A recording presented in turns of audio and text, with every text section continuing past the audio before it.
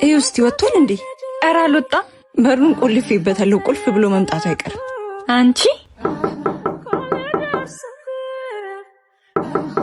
አቤት። የውጭ በር ቁልፍ ነው፣ ክፈቱልኝ። ውጪና አናግሪው። ምን ልበለው?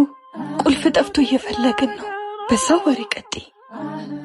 ሃይ፣ እንዴት ነሽ? ደህና ነኝ አባት። አባት ስሜ ይዛና ነው። የኔ ደግሞ ምህረት። እሺ አሁን በሩን ክፈችልኝ፣ ቸኩያለሁ። ቁልፍ እኮ ጠፍቶብን እየፈለገች ነው። እስከዛ ግባና ቁርስ ብላ። አይ በልቼ ነው የወጣሁት፣ እዚህ ይሆናሉ። እንዴት ነው ብቻ መኖር አይከብድም? ብቻዬን እኮ አይደለም የምኖረው። እና ወንድም ወይ እህት አሉ እንዴ? አይ ፍቅረኛ ያለች ክፍለ ሀገር ሄዳ ነው። ምን? አረ ነው እንዴ?